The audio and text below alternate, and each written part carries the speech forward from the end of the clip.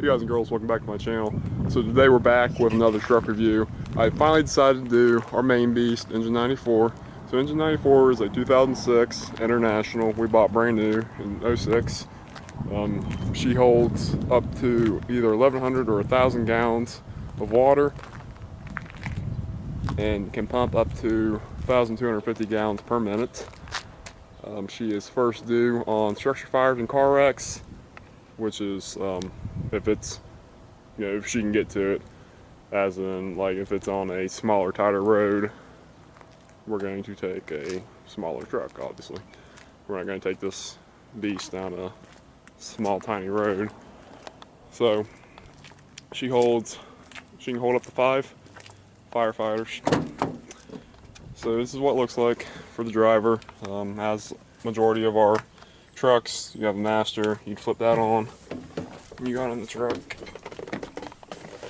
This is what it looks like inside, as I'm sure you've seen in a lot of my several other videos. Here's your center console.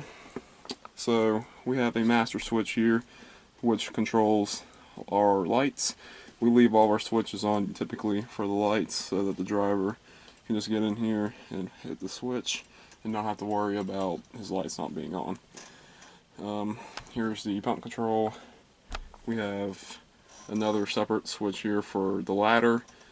There's a switch on the outside by the ladder that a firefighter can use to raise and lower the ladder.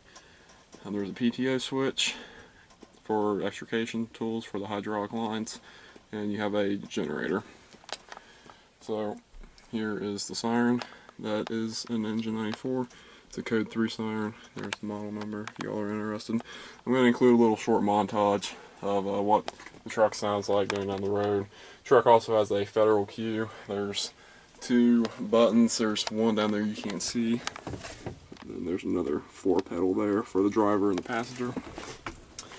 Here's the gear switch control right there. Has a PA and the main radio.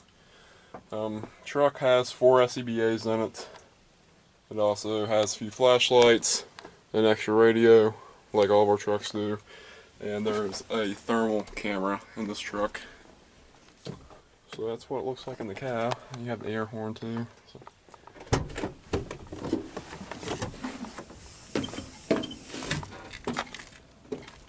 So in our first compartment, we have some tire chains and wheel chocks.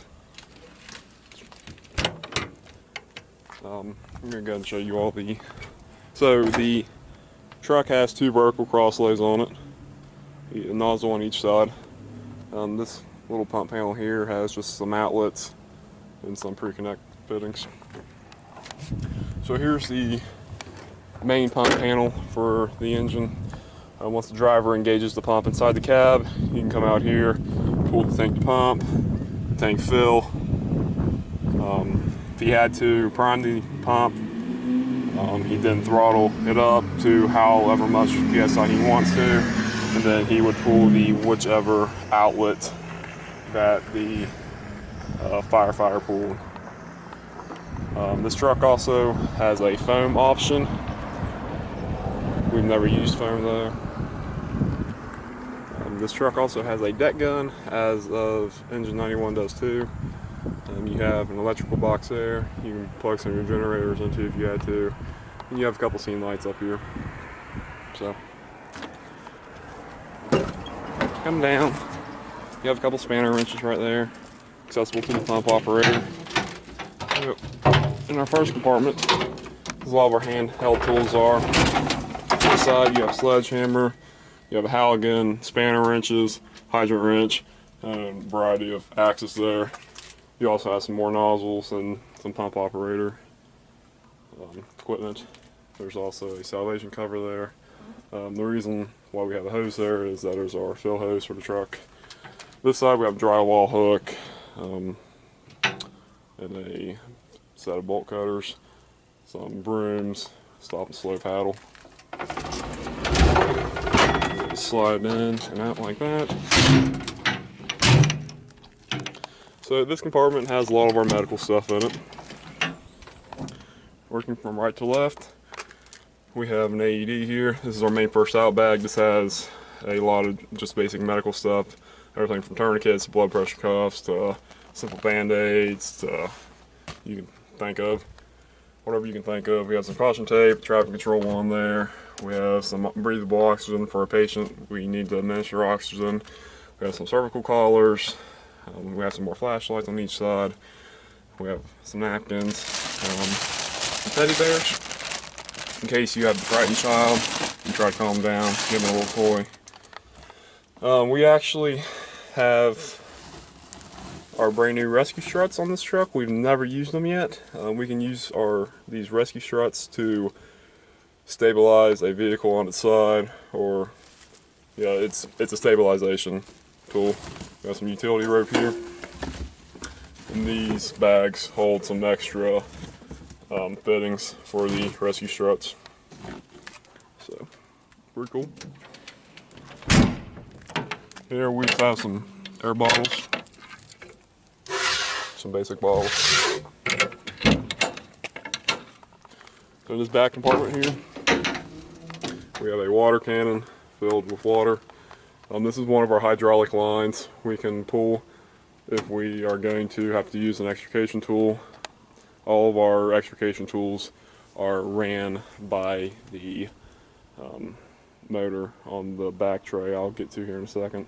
Whether it's jaws, cutters, anything.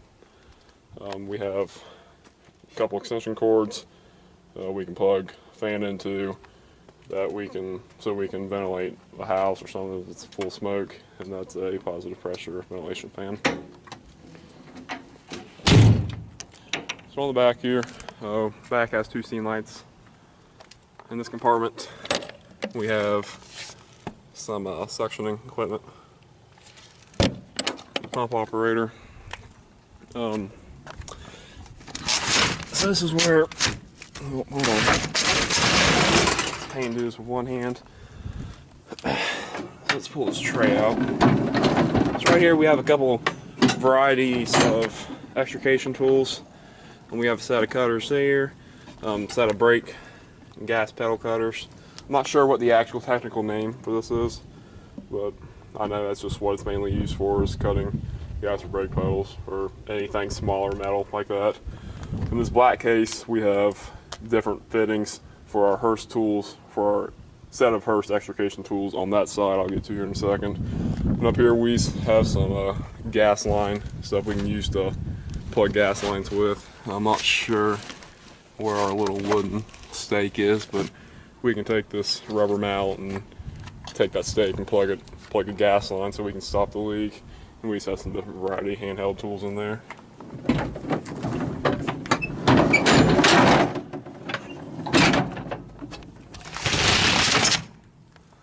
This compartment, we have some more suctioning equipment, and we have an attic ladder. I'm not going to dig out that attic ladder because that's a finger smasher.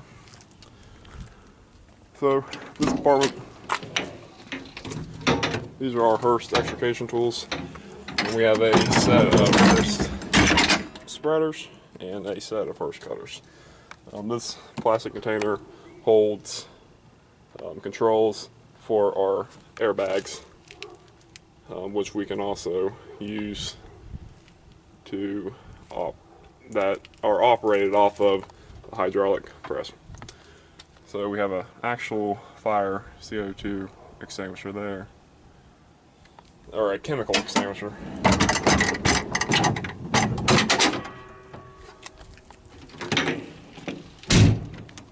This compartment we have more air bottles. This side we have extra SCBAs here.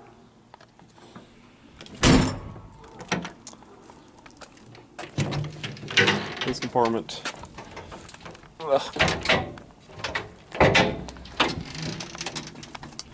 So we have another fan. I'm not actually sure if that fan on that side I showed you a second ago, which one's a positive pressure. I'm not 100% sure. I think this might be a positive pressure fan too. Just the difference is that you can plug this one into an extension cord and it's operated off that. The other one, I believe, is gas operated. There's a motor on the back of it. Up here we have some chainsaw accessories. We have our K12 saw here. This is our hydrant basket. If someone needs to catch a hydrant, they're going to take this basket with them. It has all kinds of different hydrant fittings and a hydrant wrench. We have some cribbing down here, some cribbing there, and some bottled water there. Some plywood. The plywood will help with the cribbing. Clean, stabilize. So on this side, we just have some more outlets. We have to. There's the other cross lay. Our ladder. So we'd press that toggle switch in the center console I was talking about a little bit ago. You'd come here, that would run power to the switch, and then this switch would then lower our ladder. So that's Engine 94 summed up in a eggshell right there. I mean, it's a very reliable, wonderful truck, and we've definitely got a lot of use out of her, and we're very thankful to have her. I still got a couple more trucks to do.